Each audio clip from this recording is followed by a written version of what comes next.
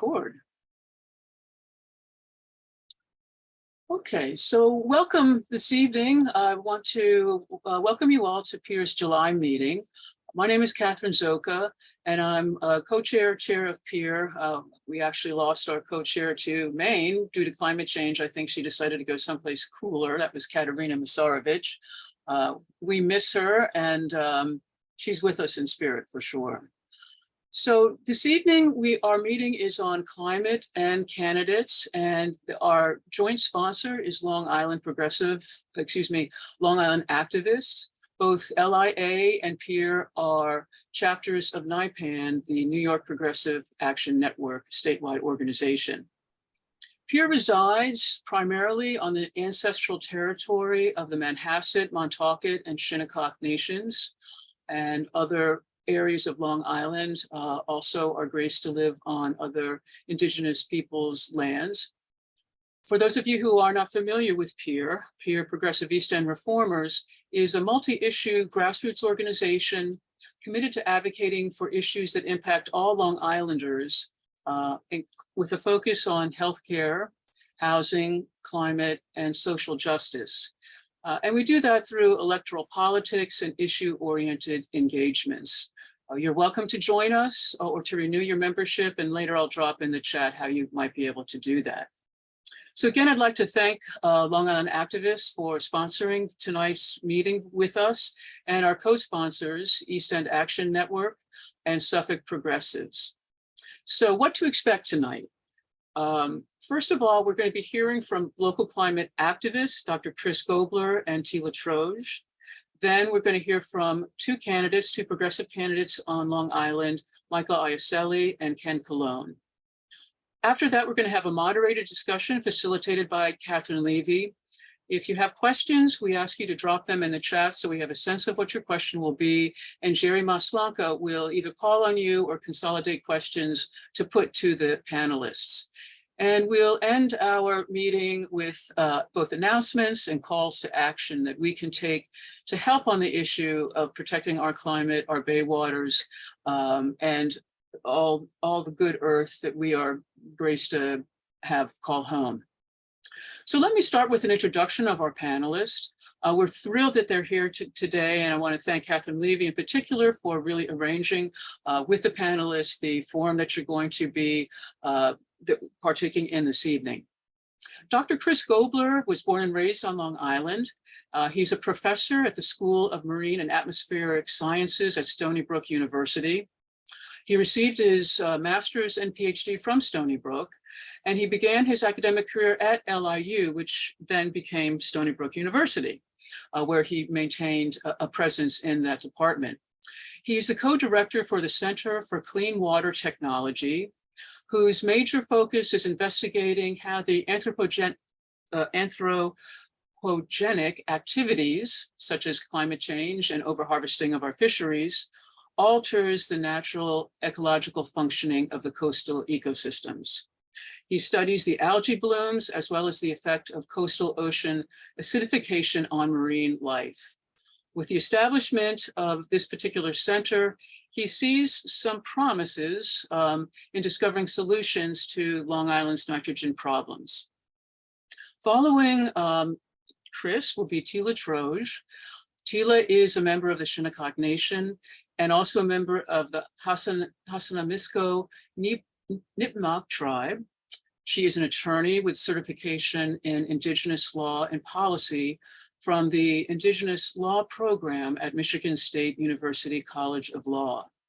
Tela is an active member of the Shinnecock Kelp Farm, and she organized the Warriors of the Sunrise Sovereignty Camp in 2020 to raise awareness about the plight of the Shinnecock Nation. Tela also serves on both Long Island Activists and PEER's organizing committees. Ken Colon is with us from Islip. He is running for the Islip Town Supervisor. Ken was raised in Brentwood and is currently a candidate for the Executive Masters in Public Health program at Yale University, specializing in environmental health sciences. Previously, Ken led data management for suicide prevention initiatives at the New York City Department of Health and Mental Hygiene, focusing on youth suicide, and he worked as a consultant for the Yale School of Public Health, researching single-payer healthcare, which we all are passionately in support of. He also went to Notre Dame University, I guess, as an undergraduate. Michael Iasilli was born and raised on Long Island. It's great to have so many Long Island folks here. Michael's currently living in the Pine Neck Sag Harbor neighborhood. He was appointed to the Brookhaven Town Disability Task Force in 2020 and was a member of the Brookhaven's Progressive Democratic Committee. He is now running for the Southampton Town Board in this November election. He's also endorsed by the Working Families Party and NIPAN. Michael has worked as a professor in politics and history for the last 6 years and has served as a union member supporting the New York Health Act. Michael currently works for Bridget Fleming in the county legislature as an aide, and he expects to complete his PhD, if he hasn't already, from St. John's University. So what a wonderful panel we have tonight. We're in for a real treat, a lot of really powerful people telling us how we can go forward with the environment. We're going to start with Dr. Chris Gobler. Please, Chris, the floor is yours.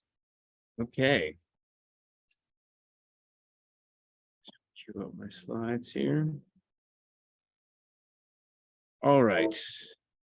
So I'm going to give an emphasis on water and water quality, but also talk a little bit about climate change as well. And so, you know, on Long Island, all the water that hits the watershed is doubly important as it serves as ultimately recharges our aquifer and is our drinking water source, but then also what we don't extract for our drinking water then becomes discharged into surface waters where it can affect all of our aquatic ecosystems. And we know that the quality of the groundwater underneath Long Island has changed a lot in recent decades as the population has grown. We've had significant nitrogen enrichment in our groundwater. And we know where that's coming from. It's coming from all those people, all those septic systems that are not connected to sewage treatment plants, and the use of fertilizers. And we know that this is exacting a significant toll on our coastal water bodies. This is a map that I put together every summer.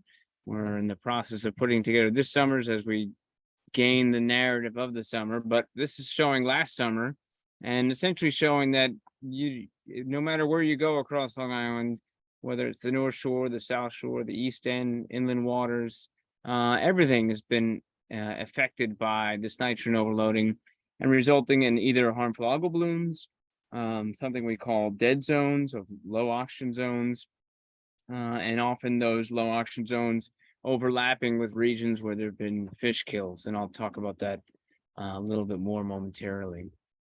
So on the harmful algal bloom front, this is both marine and freshwater.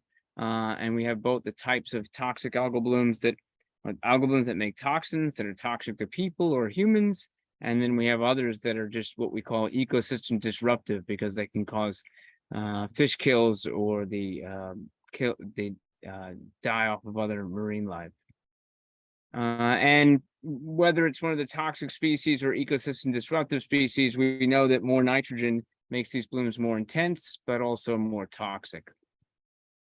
And so probably the worst of the actors here is something we call alexandrium because it makes this compound saxitoxin. This is a neurotoxin that's 1,000 times more potent than cyanide. And when it is concentrated by shellfish can lead to paralytic shellfish poisoning. And in extreme cases, in places like Alaska, where they can't monitor the whole coastline, it can be lethal. The organism is endemic across Long Island waters and can be found in various concentrations depending where you are, but it's always around in the spring. And this spring was particularly bad. We had on the East End 4 different locations that had toxic shellfish and were closed to shellfishing because of PSP. And then 2 more sites in Moriches Bay. And to my knowledge, both of these are still closed due to biotoxin closures from these harmful algal blooms. And again, we know that excessive nitrogen loading makes these events more intense. I'll just highlight the fish kill events from last summer. We haven't had many this summer, but this is usually a consequence of warmer water, which leads to lower oxygen. And so these fish kills were really concentrated in the northwest corner of Long Island, but I'll emphasize also found on the South Shore, as you can see. But where we found the fish kills, it actually wasn't really a surprise. The DEC would tell you should have either 4.8 to 3 milligrams per liter, no less than 3 milligrams per liter. And all of the locations that had these fish kills failed that oxygen standard due to something we call nocturnal hypoxia. That is the oxygen levels going very low at night. And then, mixed in here, of course, is climate change and the idea that we've now entered the Anthropocene, the era where the activities of humans are the dominant influence on climate and the environment. And of course, when we think about our local ecosystems, we need to take this global phenomenon into account. And, we can look at how temperatures are changing. I often point out to people that we've had the bonus of the last 3 years of having what we call La Nina, which is the planet's air conditioning. And that's been shut off. And now we have El Nino, which is leading to the very hot temperatures we have now. And the signs of climate change are everywhere. Usually my tagline is the planet is on fire. What more evidence do you need? But of course, just about a month ago, things really came to roost when couldn't even go outside of your house and breathe the air because of the forest fire induced smoke, that is. And we know that the warming is also affecting our coastal waters. This is the increase in temperature just this century in our coastal waters during summer. So summer period in particular has gotten quite warm around here. And it's more than temperature. I don't have the time today, but in the ocean, we have lots of stressors associated with climate change. We do have, of course, thermal stress. There's ocean acidification, and then low oxygen that comes from higher temperatures. And, harmful algal blooms are also a symptom. And I've been known to call these symptoms collectively the 4 horsemen of the ocean climate change apocalypse, because all of these things are acting both individually, but also in unison to affect aquatic life. Now, despite all this dire news, I'll just point out that, we probably are in for more warming as we move through the century. We want to, of course, get to carbon negative as soon as possible. But what we might be able to affect even faster and locally is nitrogen loading. And so this was to give an example, if the biggest source of nitrogen are septic systems, this is what we need to address. In Suffolk County, there's a plan to actually do this. This plan, the Suffolk County Sub-Watersheds Plan, is seeking over the next several decades to upgrade more than half of these septic systems by the year 2050. It's a very aggressive plan. It's a science-based plan. Everywhere here in the hot pink is the highest priority for upgrading. And I'll have you note, this is a non-geometric shape, right? They didn't do this willy-nilly. They decided where are the areas that are most vulnerable for both drinking water supply for humans, how do we protect our drinking water, and where are the most vulnerable ecosystems. And you can see they've been outlined there in the hot pink. Those are the areas we need immediate upgrades. When people are upgrading septic systems, there have been 6 approved here at the university. I also direct the New York State Center for Clean Water Technology, where we harness science to engineer clean water for the protection of public health and the environment in New York and beyond. And we actually are the 7th, have the 7th system that's been approved by the county. We call it's our nitrogen removing biofilter. It's as all natural as they come because it runs on sand and wood chips. And gravity for the most part. It has one little single pump that we get at Home Depot. But despite the simplicity of this system, it actually has the lowest nitrogen effluent of any system tested in Suffolk County, even amongst those that have been approved, and certainly better than those that haven't been approved and the ones that we would call existing systems.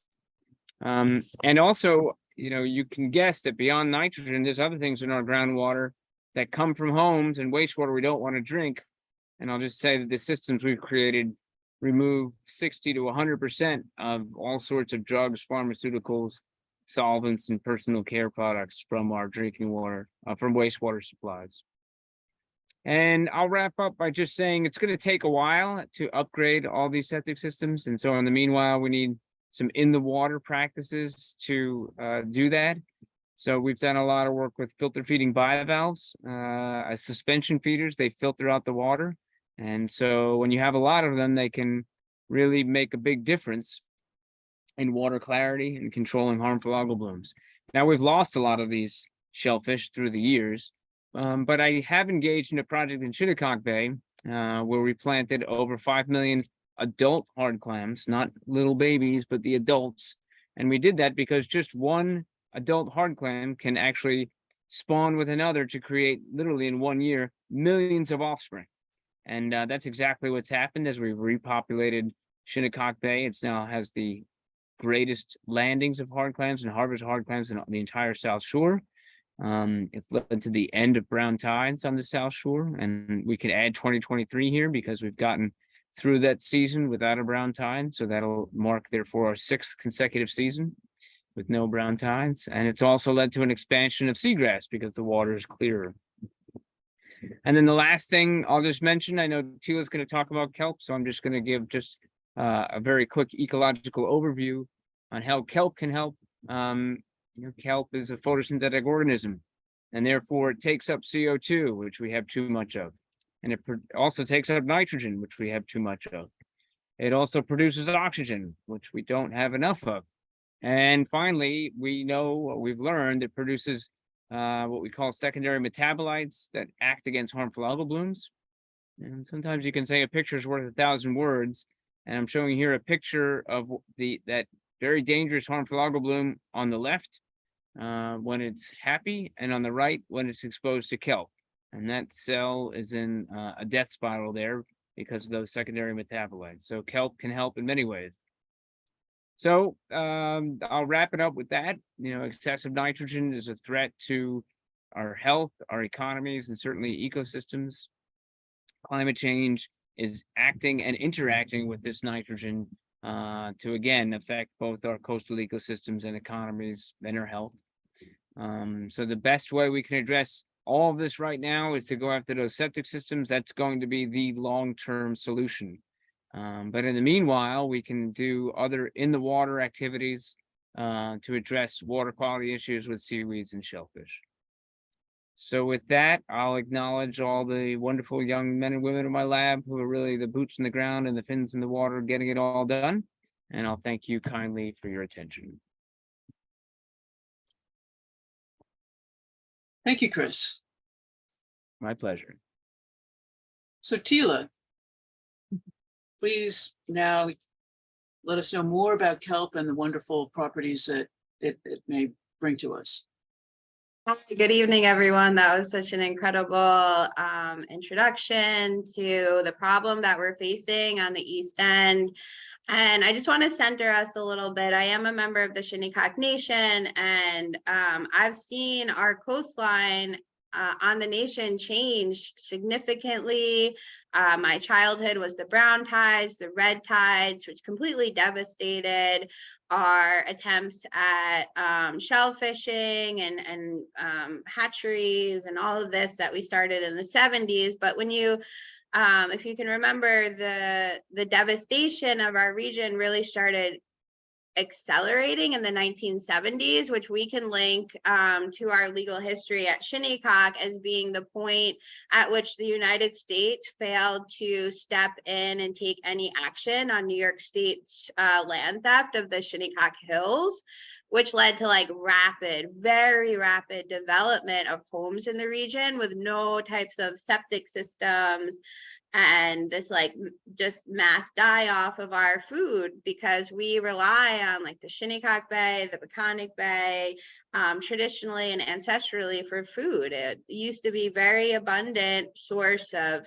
shellfish and fish, and we were whalers and really we were very much intertwined into our coastal ecosystem. And again, since my youth, we've seen a complete devastation, which led us to form the Shinnecock Kelp Farmers, where 6 Indigenous intergenerational women who not only want to take action, but need to take action to mitigate some of the damage that overdevelopment has done to our region, where it's a like incredibly sensitive ecological area, incredibly important for biodiversity of a lot of different species.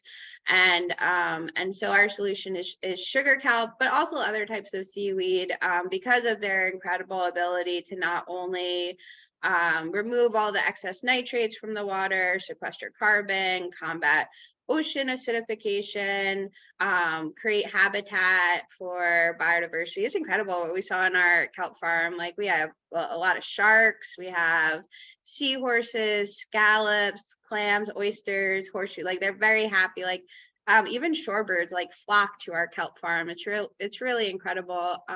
This year we actually had a new farm site in Murchis Bay, because there's been a lot of studies, and I'm not a scientist, so I leave all the science to Chris, but we really noticed that the kelp does best when you add it with shellfish. So we partnered with Susan Wick, who has a kelp farm in Murchis Bay, and our kelp did incredible together with the shellfish, really just like outstanding, phenomenal growth. And but it's been challenging because of the warming temperatures around Long Island. Like someone was saying at the beginning of the call, like the climate change is having an effect on plants and people and our environment. And so it's really critical that we do take action. There's things that we can do. There's candidates. We're going to hear from 2 of them. There are more that are advocating for the replacement of our aging septic systems that are just dumping massive amounts of nitrogen into the water, creating these dead zones are just detrimental to like all marine life. And we don't even really know the extent of what's going to happen as the waters continue to get warmer. We just came out of the week, I think it was the 4 hottest days in the history of the world, something like insane. Like, it's not like something that we have to like academically think about. Like, now is a time for all of us to like take action, advocate, educate ourselves, our neighbors, our lawmakers, our representatives, and really like demand more, because there is hope, but we do also have to adapt and mitigate to the changing climate. And for us in Shinnecock, it's even more critical because the land theft has left us on a very small piece of land that is at or below sea level. Every time there's a storm, we feel it. So we've been doing a lot of work. We really believe that we can find innovative solutions to the climate change when we're able to like weave together our traditional ecological knowledge and practice and things that have been passed down to us from many generations. We've been here for at least 13,000 years. And so we have a little bit of an idea of how to steward the area. And again, we really do see rapid decline, like within the past 50 years, that I think is really what we have to focus on, mitigating and divesting ourselves from fossil fuels, and really just support each other in this work. It's something that we all have to like work together to do. No, like one entity can do it alone. And as a region, like we have to make the decision to not only divest from fossil fuels, but adopt other mitigations and adaptations. But I think there will be a more robust panel discussion. Great. Thanks, Tela, and thanks for the good works that the Shinnecock Kelp Farmers are doing. And before we go to Ken, just a quick question. Are there plans to kind of replicate what you've done in other parts of the South Fork? Because you've been so successful. It's so impressive, the numbers that you shared with us. Yeah, so one of the things that we really enjoy is our kelp hatchery, where we really like nurture seedlings and get them ready to go out into the bay. So we've been able to share our seedlings with 6 different farms so far, just last season. The species of kelp that we cultivate, it really does best like from Cape Cod to like Long Island. So the farms that we trade our seed with are in that region, but definitely where our mission is to train other people. And if, because running a kelp hatchery isn't for anyone, we want to at least be able to provide the resources for those who are already engaged in aquaculture to put some lines out. It's very easy to do. You do not have to be a scientist to do this. And it really, the benefits to the environment are really substantial, especially when combined with transitioning to these more advanced nitrogen reducing septic systems. Great. Thank you. I'm sure we'll talk a little more about that in the moderated discussion, but now I'd like to just welcome Ken Colon to talk. We'll go to the candidates and hear from them about their platforms and what they are looking to do to really help positively impact the climate issues that we face. Ken. Absolutely. Thank you so much to Pierre for having me. It's an honor. Known many of you for a number of years now, and some of you are new friends, but all the same, thank you so much for having me. So my name's Ken Colon. I'm running as the Democratic Party and Working Families Party joint nominee for Islip Town Supervisor. Grew up in a town of Islip in Brentwood. After that, went out to the Midwest for school for a little bit, and then got caught in the Midwest for a bit. My wife out there, so ended up taking me a little bit later than I planned on to get back to the East Coast. But I came back to New York for grad school, did my master's in public policy up at Syracuse, and then after I worked in tech for a few years before finding my way into policy, consulted on some bills at the state legislature. Worked on opioid overdose prevention policy in upstate New York, and then most recently was leading up data for suicide prevention at the New York City Department of Health. And so now I'm running for Islip Supervisor. I left my job, so I'm doing the campaign full time, more or less, just doing school kind of evenings and weekends type of thing. But big priorities for me in terms of that I think are most relevant for this group. One is I want to create a public infrastructure jobs program. And that's where we'll be giving, well-paid union jobs to people to do important work in our town. So repairing roads and sidewalks, retrofitting existing town assets to make them more energy efficient, cleaning up our parks and our shores.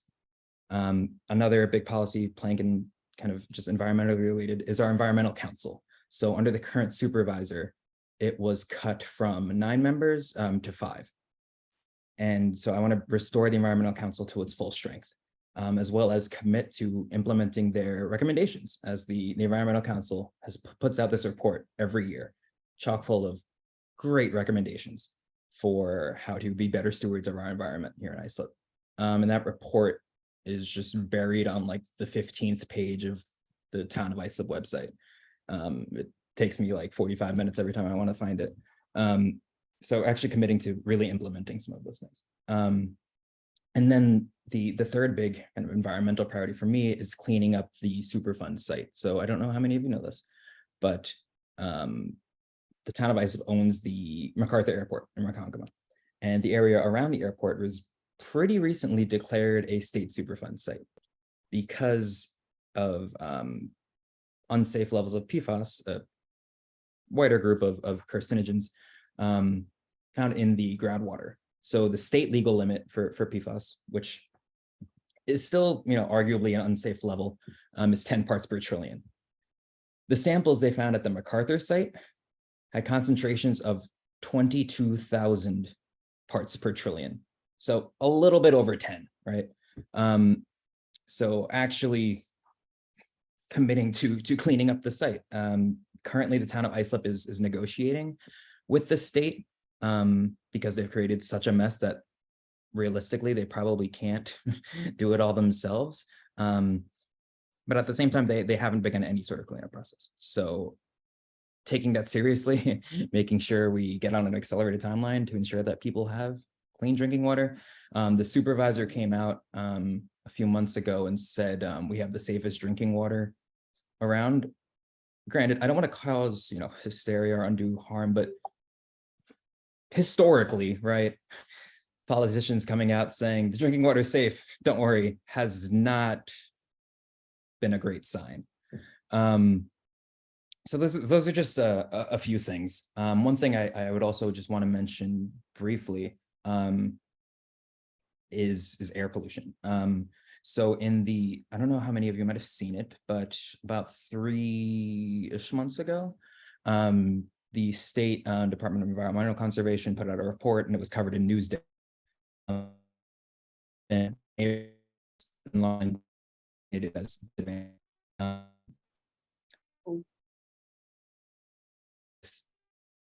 disproportionately of environmental pollution. 13 of those 87 neighborhoods were in the town of Islip. In Brentwood, where from in Islip, and then Iasilli. And this all traces back to elements that have just been completely mismanaged. Exhibit A, see the airport. So Ken, I'm just going to Just to interrupt now check because that. I think we're having some trouble with your internet. Are other people having trouble hearing Ken? Yes. Okay. Yeah, Ken, I would suggest turning your video off. That sometimes helps. Okay. Yeah, if you want to turn your video off and then maybe go back about a moment or two, that would be helpful. And can you hear us? I think we may have lost him for the moment. Perhaps we go to Michael while we're waiting for Ken to come back. Yeah, I think that's a good idea. And before we go to Michael, I just wanted to put a plug in for, one of the reasons why, well, as everyone on the call, I hope is aware, PEER is a progressive organization, and we find that we want to build synergy across boundary lines. And that's why, while we reside on the East End, we want to support a really smart and sharp candidate like Ken, even though we can't necessarily vote for him. But we can help him in many different ways by contributing to his campaign, by sharing with our friends that we know that live in his geography to go and vote for him. And there's lots of different ways that we can kind of cross boundary lines and help all the different progressives on Long Island. So that's one reason why we have asked him. And as Joe Sackman puts in the chat, yes, we can canvass, we can make phone calls and the like. So Ken is back, Catherine. So okay, after that little commercial interruption, Ken, unfortunately, we lost you the last 2 minutes. So if you could go back a little bit, that would be super. Yeah. All good. My apologies. I blame my opponent for my shoddy internet connection.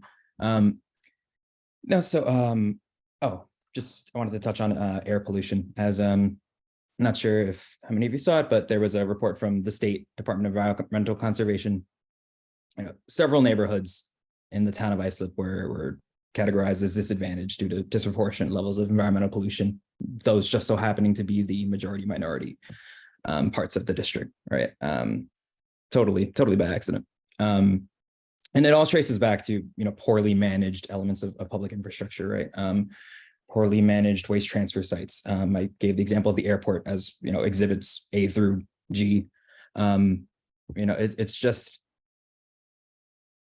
when our elected officials don't really take the time to actually care and investigate these things and truly care about the people that they are serving, right? It has disastrous impacts, right? I mean, granted, these local elections are about things like roads and potholes, but at the same time, it's also much bigger than that, right? The decisions that our elected officials make have real consequences, and sometimes those consequences can be as serious as life or death.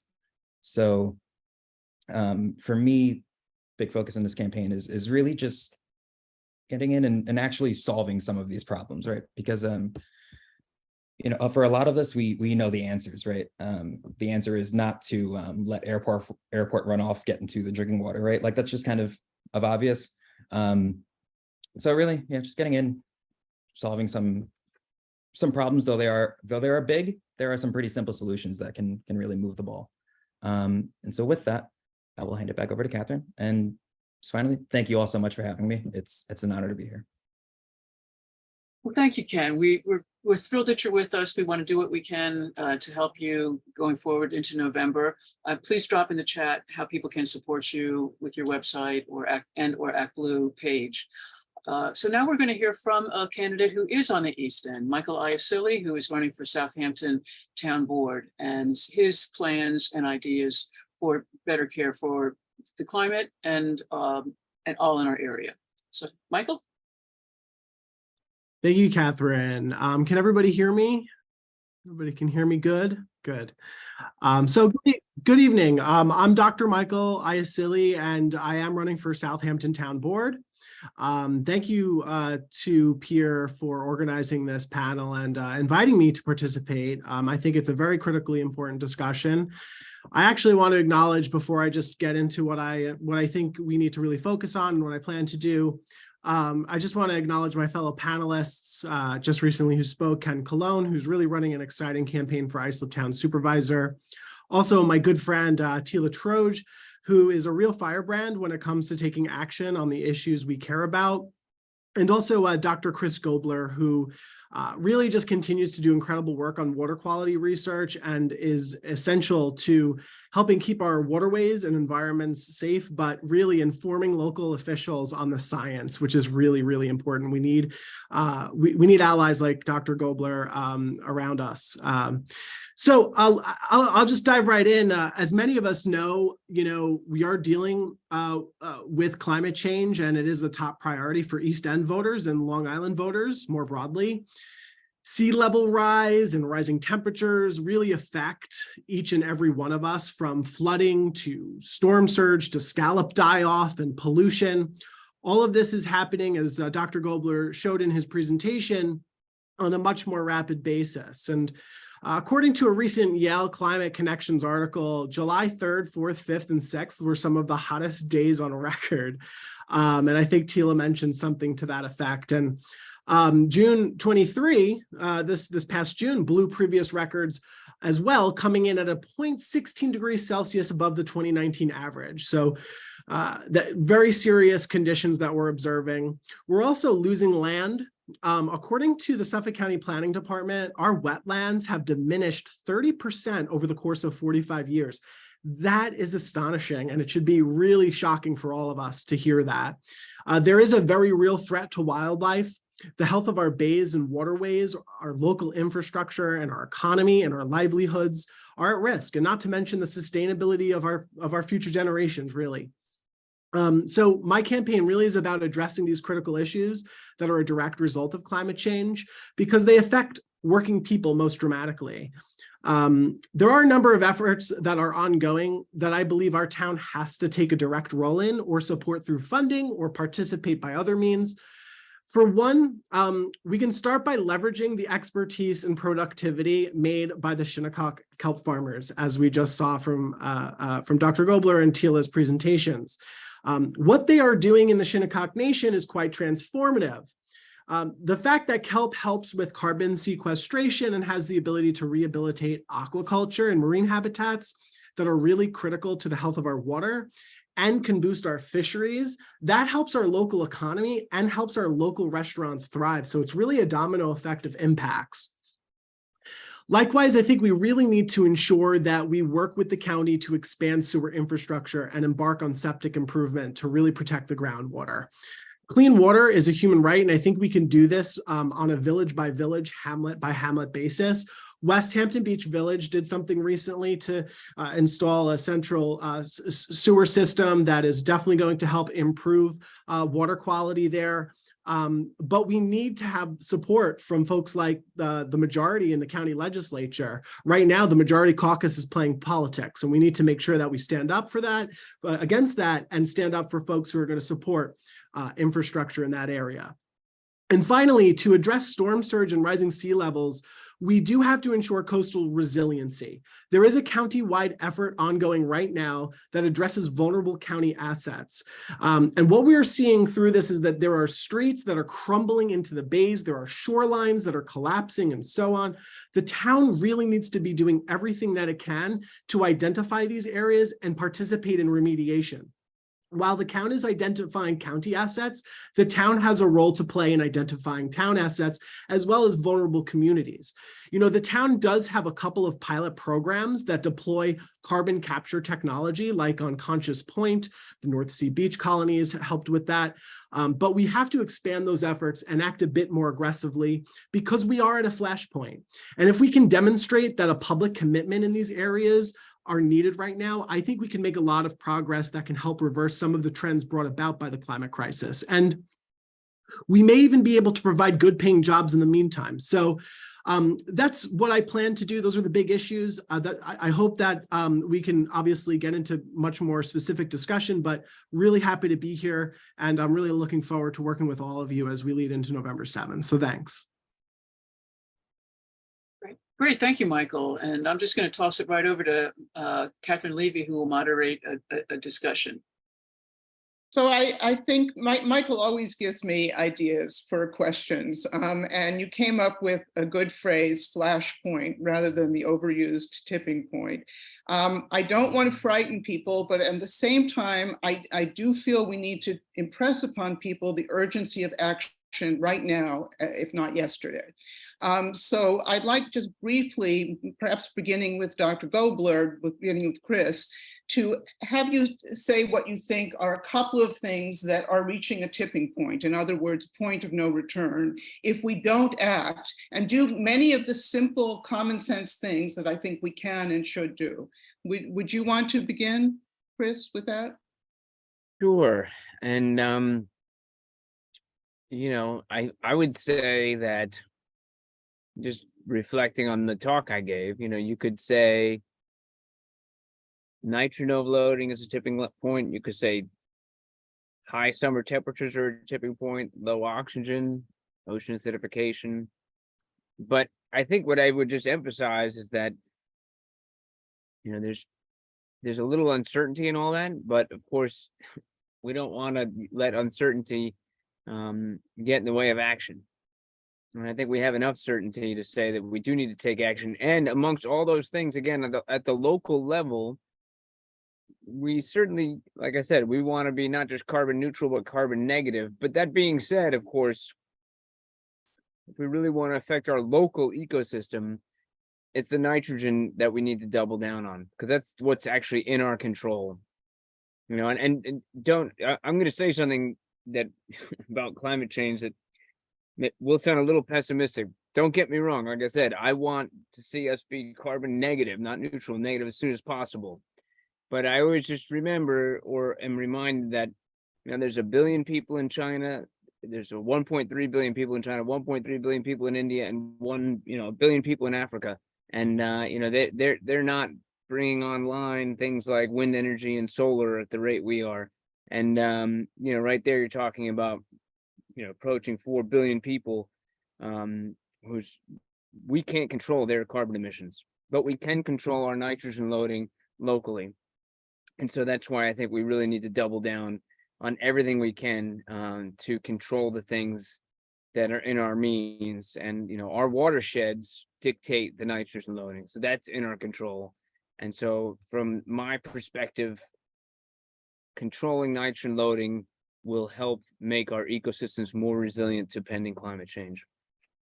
And I presume that what you've done in the Shinnecock Bay can be replicated elsewhere with oysters as well as clams, would you say? Yep. Yeah, in fact, that you just sort of in many ways just outlined something called the Long Island Shellfish Restoration Program. So in 2017, I worked with the governor's office to come up with, based on how things had been going in Shinnecock Bay, to try to replicate that same program in different locations. And so we have actually done that, and having planted 1.5 million adult hard clams in Bellport Bay, or Great South Bay, in South Oyster Bay, in Hempstead Bay, and also in Huntington Harbor.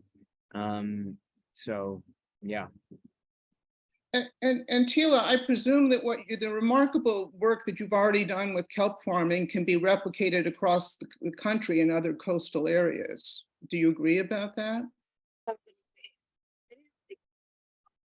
Product of what we turn our kelp into after we harvest it out of the bay, after it's done its job, extracting the nitrogen, creating, beautiful habitat for all of our marine friends. We turn into a soil amendment. And so our whole basis of agriculture, the way that we sustained like large segments of population, was through a regenerative system of agriculture, which used things like seaweed to act as a type of like fertilizer or biostimulant. But there's a lot of studies that show that we can sequester all of the excess carbon that is in our atmosphere and in our waters, and use it to reintroduce these like critically important, there's nothing essentially bad about nitrogen, right? But when there's things that are out of equilibrium and it starts to deplete oxygen, then that's where it's a problem. But it's not a bad thing to reintroduce nitrogen into your garden, into your soil. In fact, that's what you want to do.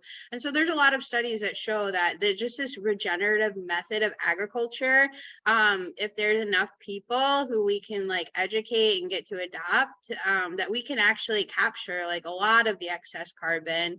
And so it's, we can't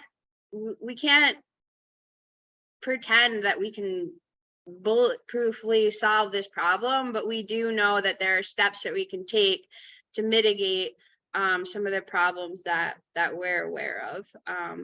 But yes.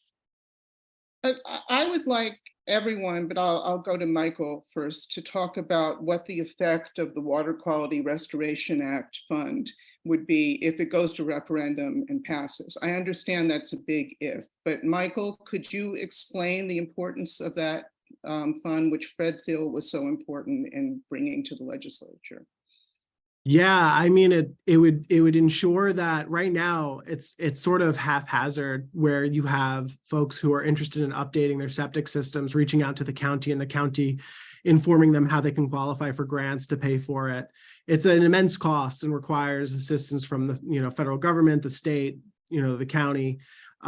So this measure would really put it in the hands of the people to vote on a centralized clean water plan that would essentially raise taxes very minimally, 0.3%, to pay for something that is critically important to our survival. We're talking about water. And it would much more dramatically open up the possibilities of people being able to update their septic systems, which is what we need to be doing. We need to encourage folks to update. I think you mentioned Flashpoint. In 2020, it was the county legislature announced that nitrogen discharge from on-site wastewater sources represents one of the greatest threats of our collective health. And numerous studies since the early to mid 2000s, from my understanding, and it could go back even further, demonstrated that groundwater and surface waters are in serious decline due to nutrients like PFAS and PFOAs. So this flashpoint, we've been at this flashpoint for quite a while. Septic improvement is key. So the county executive's office introduced this plan just last month, which would, again, give voters the decision to create this county-wide sewer district to help generate septic improvement. But we really need, I think we need to get this passed by August 4th. So it has to go through the public hearing process, but the deadline for it to get on the referendum for November 7th is August 4th. If it goes past that, it could impede our ability to get this done. And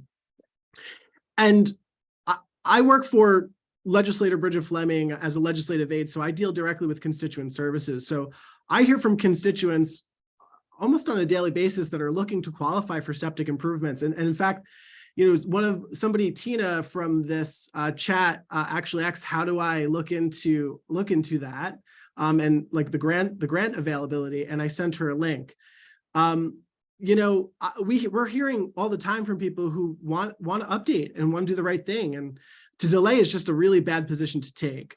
one more thing that I wanted to mention, sort of a macro level view, we really need to re-examine land use from a regional and environmental point of view, because when we think about impacts to water, it's because of, bad, old, outdated septics and an abundance of them, right? Our region really faces, especially on the East End, great development pressure.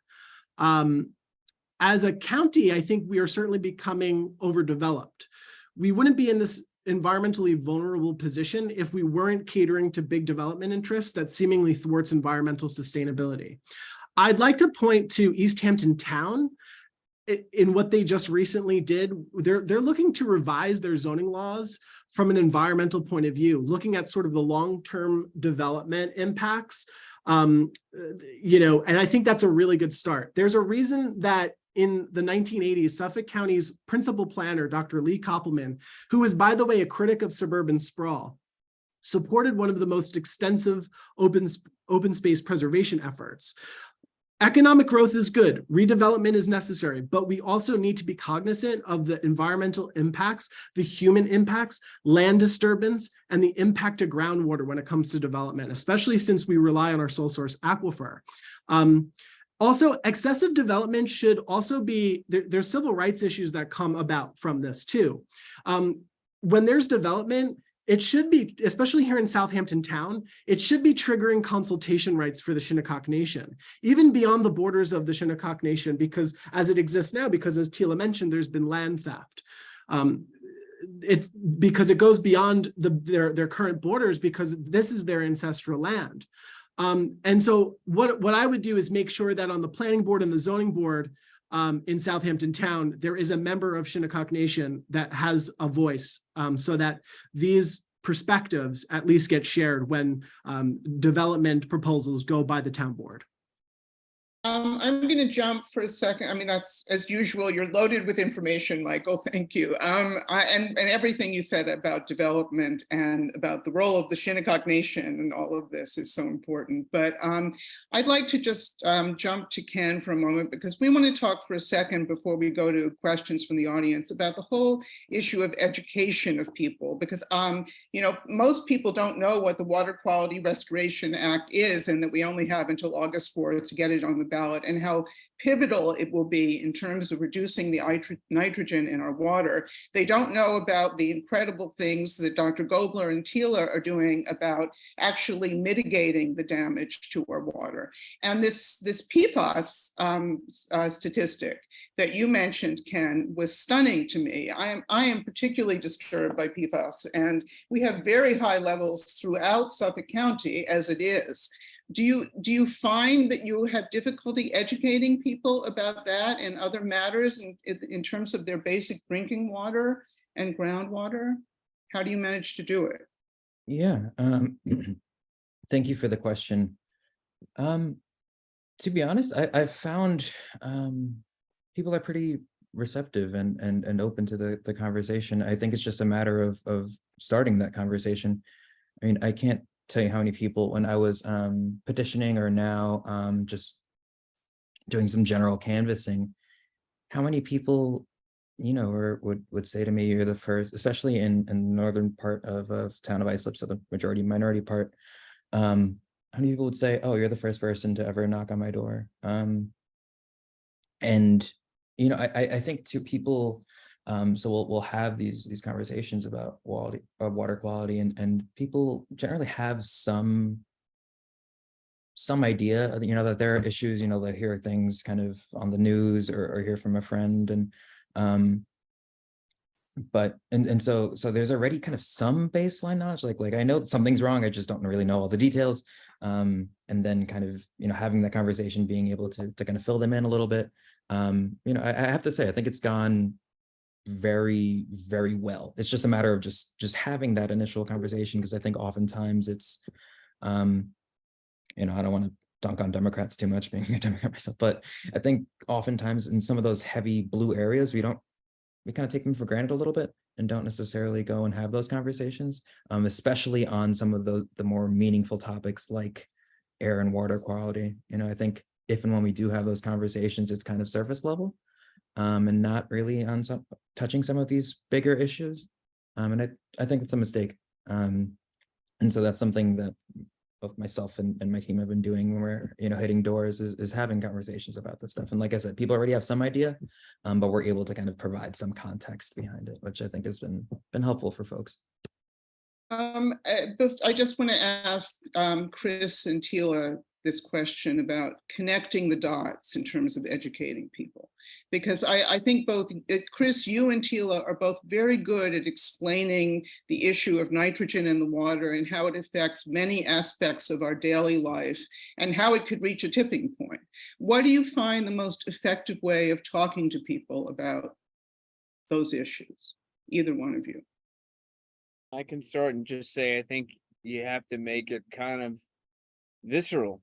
And, when people see dead fish, when they see biotoxins in shellfish, I only gave a brief overview, but a study came out in the last year showing that home values can plummet as much as $30,000 when water clarity decreases. Why does everyone live on Long Island? It's not because of the traffic and taxes, right? People are here for the clean water, and you take that away, and suddenly, frankly, I think a whole way of life is threatened. So I think you have to put the word nitrogen is pretty much meaningless to most people. So you need to put it in terms of things that they will run into, like their health and their home values. And and another thing I didn't talk about today is that actually nitrate is in drinking water is a cancer threat and also leads to birth defects. And so that's something even though I'm a marine scientist, I work with people at the medical school, at the university, and these are things that the epidemiologists worry about. And not at the levels of the EPA sanctions, but levels that we actually have in our drinking water already. So I think it needs to be brought down to that level where people, it's not abstract, but it's something that will be affecting in their everyday lives of their children, their family, their friends, their value of their homes, etc. And in regard to PFAS, I'm correct that Suffolk County already has a very high level of PFAS in our drinking water. Am I correct about that? It's really regional. So, there are these hot spots. It comes from firefighting foams. That's the strongest source in general. So there's certainly hot spots, with that level that we heard about at that airport. Actually in the woods right behind me, I'm in my backyard, less than several thousand feet. There's a plume that was 11,000 parts per trillion. Again, the standard is 10. So, level, and that was from a landfill. So anyway, you do get these, it's not ubiquitous, but there are areas that are very high. Yeah. And Tela, in terms of connecting the dots for people, I mean, I consider you a very effective activist. What do you find to be the best way to try to connect the dots for people? Because most people don't understand what kelp farming is, I'm sorry to say. I think you may be muted, Tela. Oh no. Can you hear me? Yeah. Okay. There's definitely a level of education and connecting and methodologies and teaching that we can utilize, I think, in getting people to realize that water is literally life. We all depend on water. And we spoke a little bit about the disadvantaged communities and the disproportionate health effects that some of these things have on certain communities.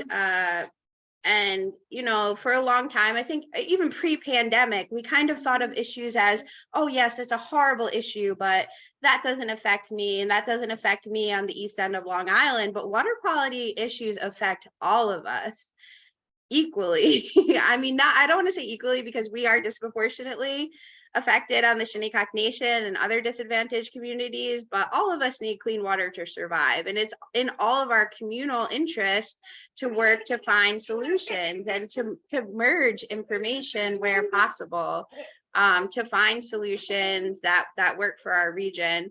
And I really think that that we should maintain like this strong sense of hope and resiliency, but really be cognizant. Like East Hampton Airport, I don't know if anyone's looked at the level of chemicals there. It's shocking. I know that there's going to be, a lot of attention drawn to the inequities that we face. And when I say we, I mean literally all of us who aren't billionaires, as we try to undo some of the harms that capitalism and this like very heavy reliance on fossil fuels has done.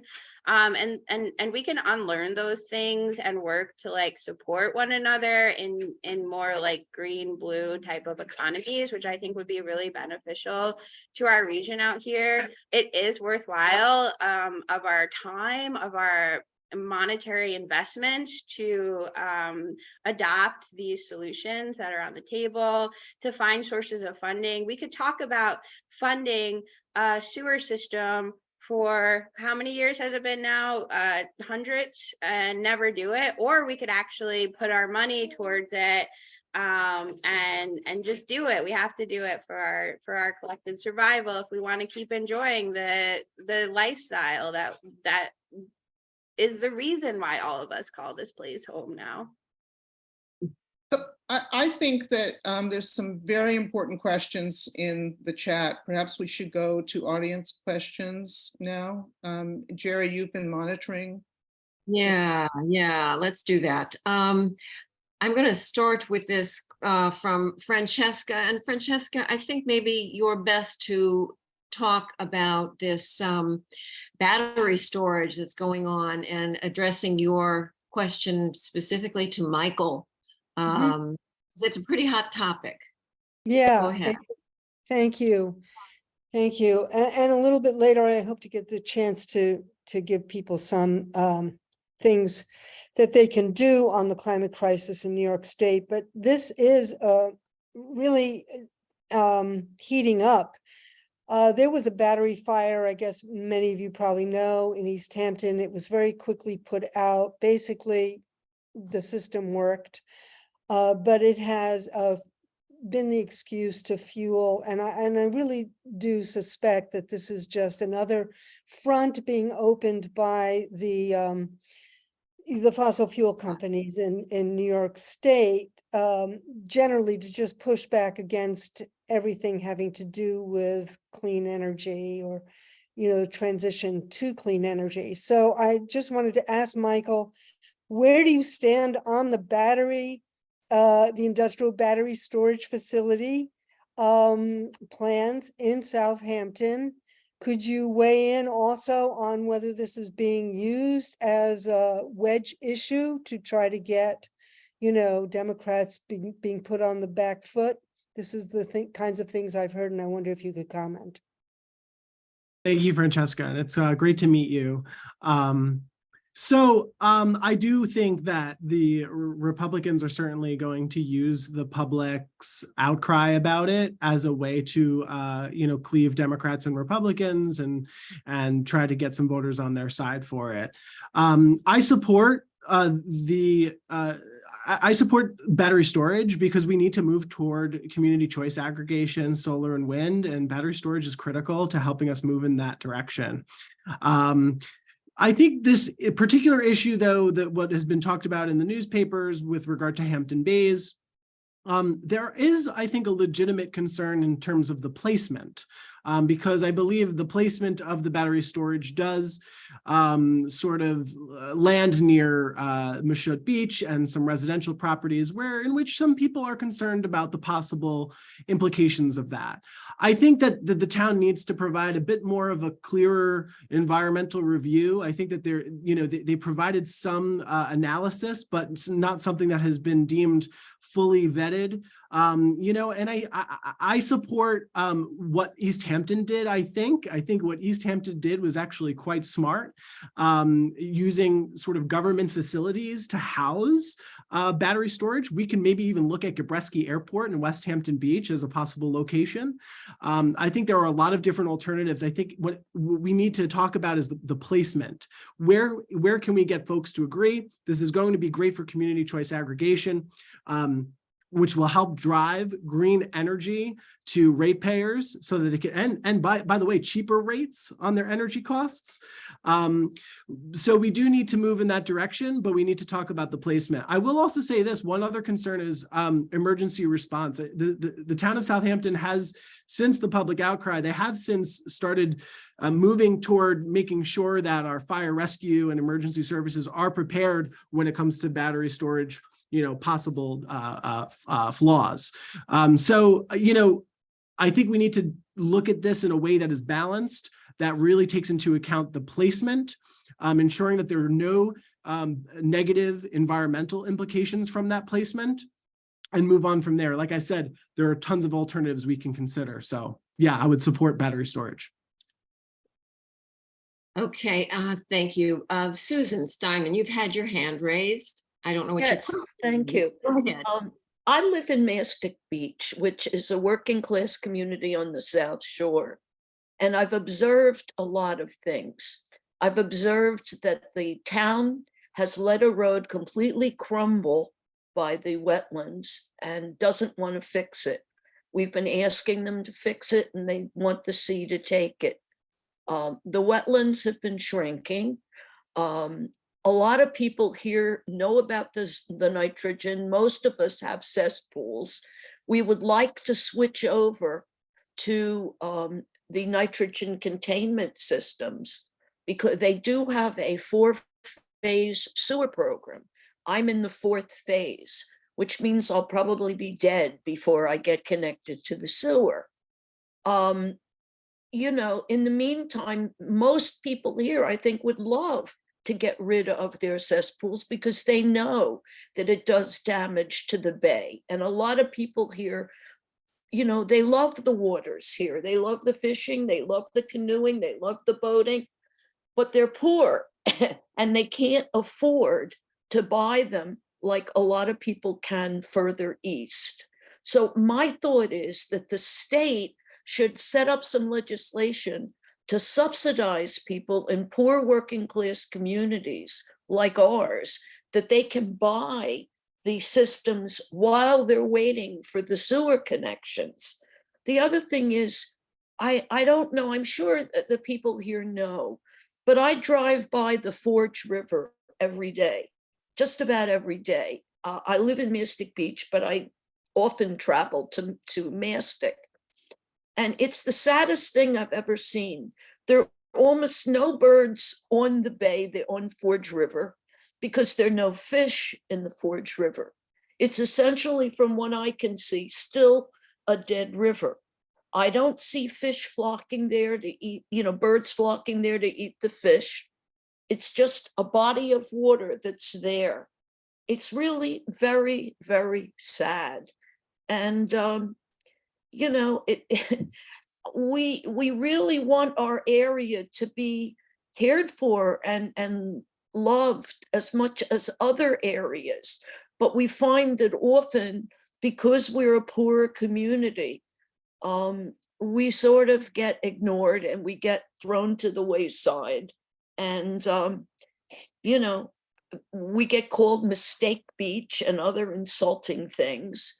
And, we've got some very good people here who are looking into conserving our waters and caring for our fish, but we're not getting any help at all in doing it. And so that means that we need help. We do need financial help. So anyone want to speak to that? Michael, Kenneth, or perhaps Chris? And Tela.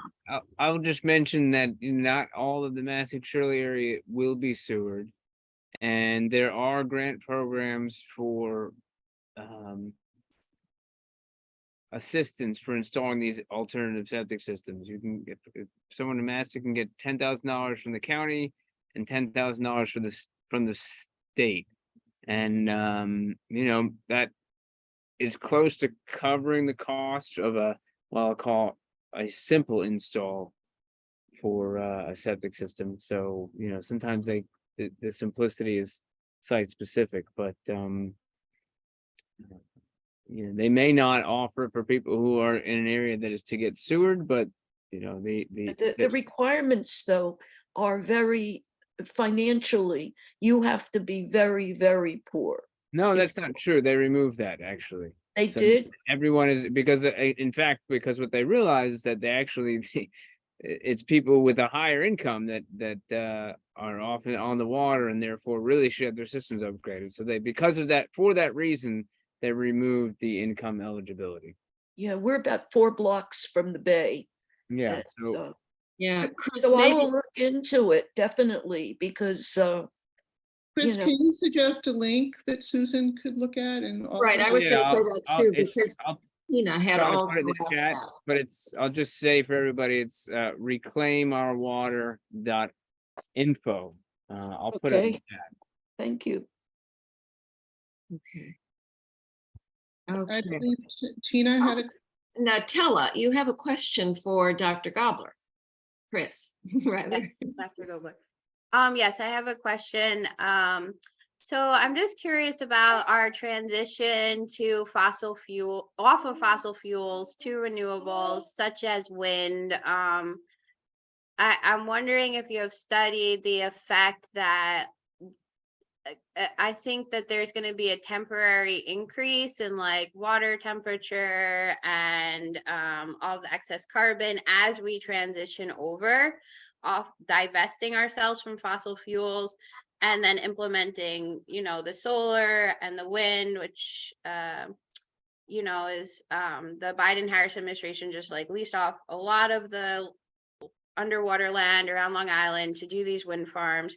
What is going to be the impact on our basically shallow coastal ecosystem here, where we're seeing already algae blooms and other effects of like the warming water? How are we going to be able to be resilient and protect our shoreline during this like temporary increase that we're going to be facing as we like experience increasingly hotter and hotter and hotter days?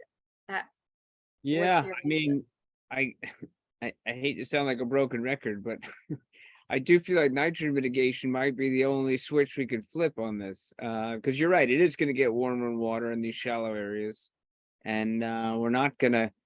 We're gonna, even if we're great at reducing our carbon footprint, the temperature is still going to go up, and so, I think that so mitigating the nitrogen will help make these systems more resilient. And then I think we also just need to be mindful of what changes we can expect with warming waters. And so, for example, on the seaweed front, we may want to start integrating what we call those summer seaweeds, because they're going to have a longer growing season as the kelp has a shorter growing season, for example. And similarly for aquaculture, we may and just fisheries in general, we may have to give up on certain shellfish. So for example, the Long Island lobster was like iconic, right? And it was the biggest fishery in New York and Long Island Sound, and it collapsed because of warming temperatures. And being a realist, that may be the fate of the bay scallop as well, because it's a northern warm cold water adapted species. And so maybe we need to be embracing some warmer water species like oysters in place of those. So, yeah, those are just some of the things. I hope is that answering your question, Tila? I'm not. Yes. Okay. Thank Okay, you. good. Okay, great. Tina, you had a question regarding a resource that you could talk to people at a visceral level. Do you want to expand on that a little bit? I think it was Ken who responded. Somebody responded to it and gave it. Yes, I did. Yes. Oh, okay. Chris, thank you. Everybody, it's in the chat. There is a resource. Great, great, great, great. Okay. And Tina, did your question get answered regarding the sewers and or the, Yes. and the grants available and so Yes. forth? You can access that. Okay, good. Thank good. you. Thank you. All right. Who am I overlooking here? The person next to the person next to Tina, her husband. Oh, yeah. Make a Okay. comment on something that Tina and I just finished our latest book, which we wrote with 5 of my doctoral students from Johns Hopkins. And the book is about democracy and social justice, and education for democracy and social justice. Very difficult concepts to understand. Lots of different definitions. So I think we have to get educators to understand that climate change is a matter of social justice. And it requires a democracy to get it in place for it to make a difference. It can't be ignored. So that's part of our argument. And we're just going to keep pushing so that we put in front of people what it means to have, for us, social justice is having non-discrimination and non-repression. We don't discriminate ever, and we don't repress people from having access, like access to good health, access to a good climate, all those things. So I just want to say there's a lot that educators can do, and we're going to push it. Great. So I want to recommend a couple of actions, but before I do that, I'd just like to ask each of the panel members if there is one or two. Michael's gone. If Michael were here, there'd probably be 6. If there were 1 or 2 actions that or sources of education that you would recommend to people. Perhaps we could begin with you, Chris. Yeah, I mean, I would go with the action part, and yeah, everybody can reduce their nitrogen footprint like starting today. And so it's less fertilizer. The septic system's a big one, but it's maybe not on offer for everyone, but hopefully it will be in short order. And another interesting one, I'm not going to push this hard, but I'll just state it as a fact. Meat is nitrogen, and so people who eat more meat produce more nitrogen, and so a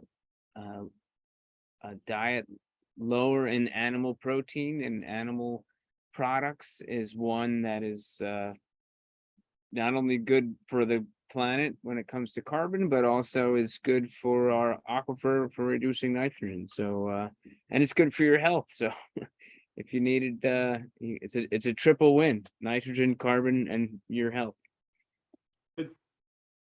Sheila?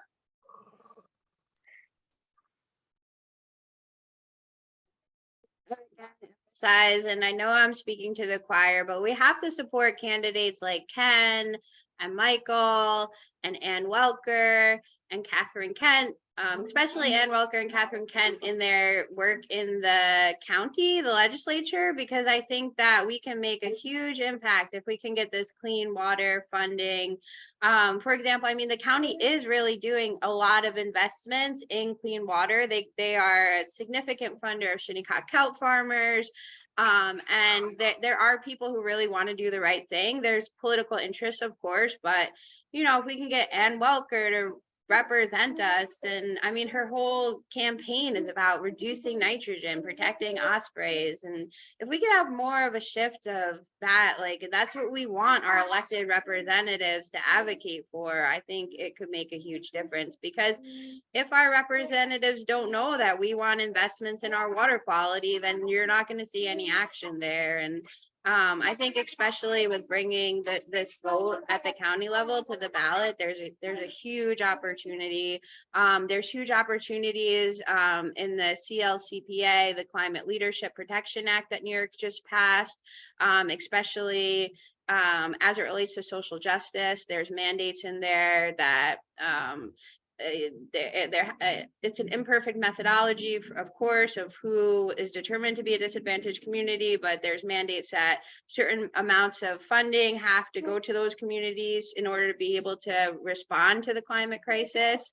And so like it's just like a quiver of tools, and we have to just like be having different approaches and groups, and but really supporting those people who are working within the space of nitrogen reduction, and candidates who are willing to like make that like a bullet point on their website, even like, that's huge. Like we need to not only educate ourselves, but educate our lawmakers on why this is so critically important. Because like Dr. Gobler said, most people like nitrogen, that's not what's on the forefront of their mind, and maybe it should be, because it really has the potential to really do even more devastation. We don't like species loss. We don't like to to hear that, but it's our reality, and we need to collectively as a society make choices and decisions, especially in the ballot box, to support the initiatives that we need to ensure our survival here. I'm going to get to Ken. Thank you so much, Tela. I'm going to get to Ken in a moment, but since Tela was talking about the Water Quality Restoration Fund that needs to go to a referendum, could everybody please click on the Google Doc that I put into the chat?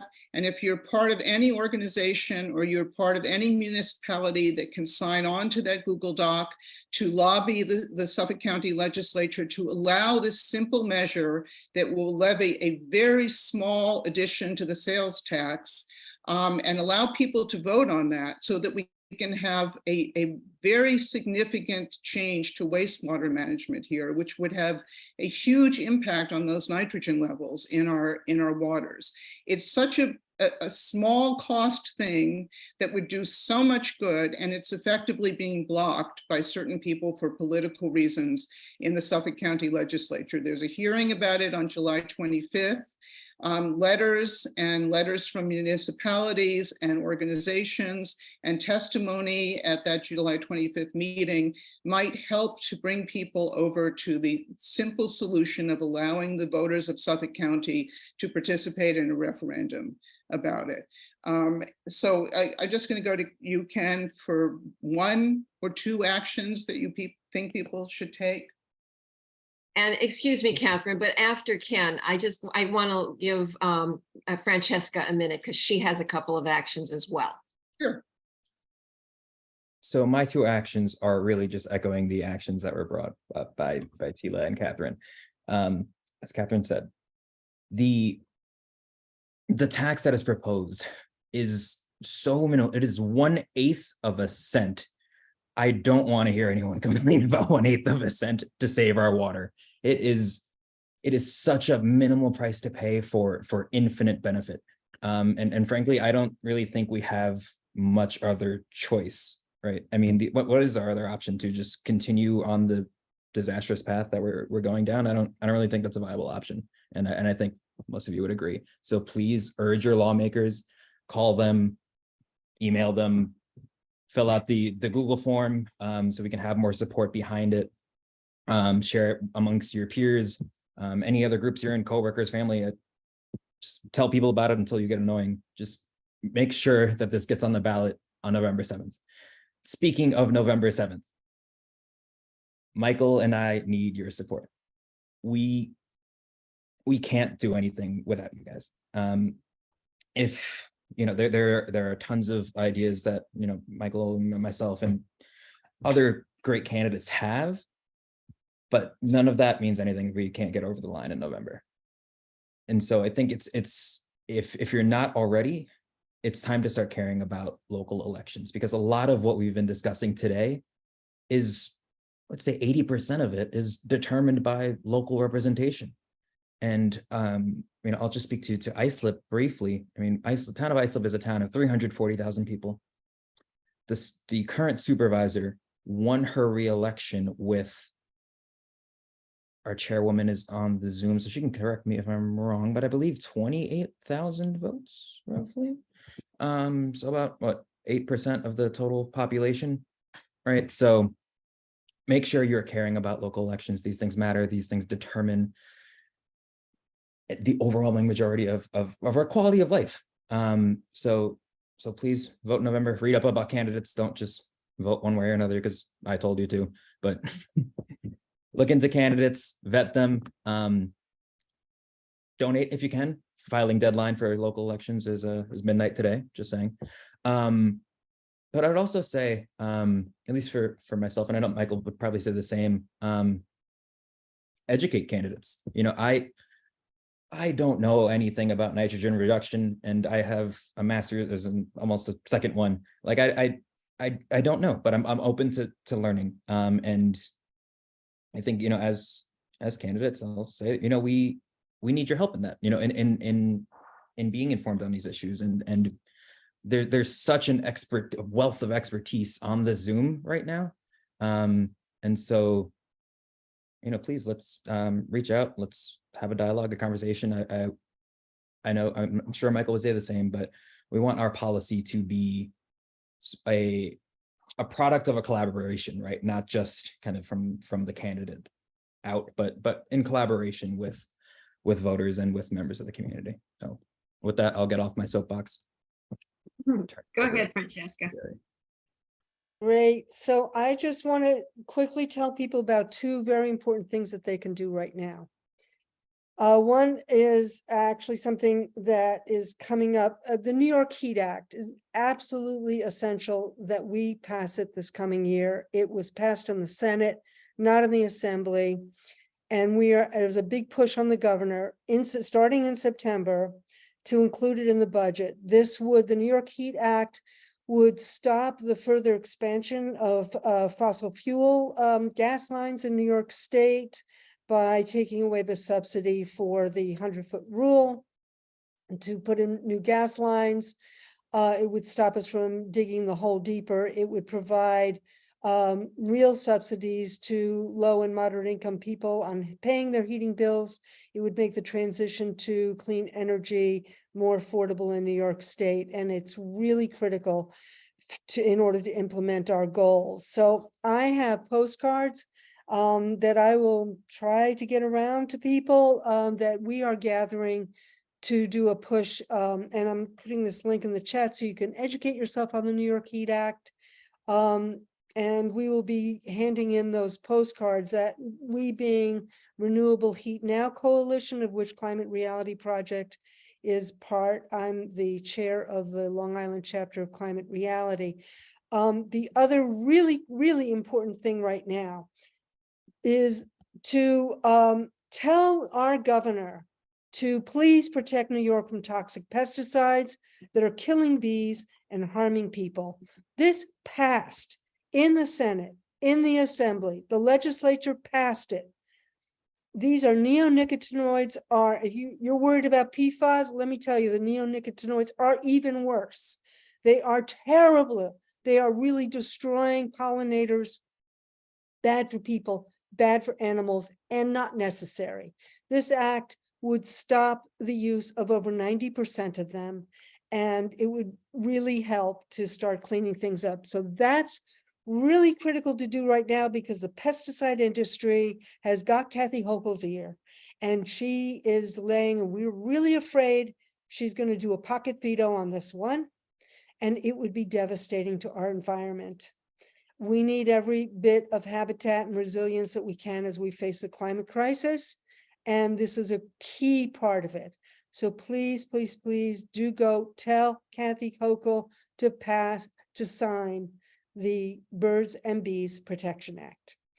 And I just want, and then I just want to let people know that I am starting to do presentations on the incentives to go to electrify your home, and I will be in touch with Pierre. Maybe you guys would like to have me come on and do a presentation for you. I want to say thanks to you, Francesca. Pierre just signed on to that bill about the pesticides. So thank you very much for that. I just want to mention very briefly before we say goodbye to everybody that Pierre and Long Island activists are Long Island chapters of the New York Progressive Action Network. And we've been having an online film series, which has been very well attended. And the next film that we're going to show is called To the End. And it's specifically about climate action, about the Sunrise Movement's attempt to get a Green New Deal passed through the Congress. And we're going to watch the film and then talk about what our new strategies should be, because with all these local things that we're talking about, we have to deal with the global climate issue. And I still believe America can be the leader on that, but at the moment we are not. So we are trying to see how to revitalize that movement, and we will have that discussion after watching this very interesting, somewhat depressing, but tantalizing film. So here is the link to the film if you want to see it, and there'll be a very dynamic discussion after the film. Great. Thank you, Catherine. Thank you, everybody. A special thank you for our panelists. You can unmute yourself and we can give them a round of applause. Chris, Tela, Michael, and Ken, we really appreciate your passion and your expertise on these issues. And I just want to say that going forward between now and the November elections, PEER does plan to have other meetings with other climate activist candidates on Long Island so that we can really highlight, as Tela and Ken brought out, the other candidates who are running, because we really want to make sure that they get elected. And as Ken was saying, elections can be razor thin in terms of who wins, and the turnout is absolutely key. So we want to do what we can to promote that. And part of that from our end out here in Sag Harbor, Jerry Maslanka is going to be hosting a fundraiser for Michael Iasilli on August 27th. And I just posted in the chat the link if you would like to come to that meet and greet. Please do join us August 27th at 3 p.m. But we look forward to continuing the conversation about how we can, make, sort of turn the curve back to protecting our climate. So thank you all for your time and your talents. Blessings on that and the good works that you do. And have a Thank great night. Take care. Thank you. Thank you, everybody. Thanks, Chris.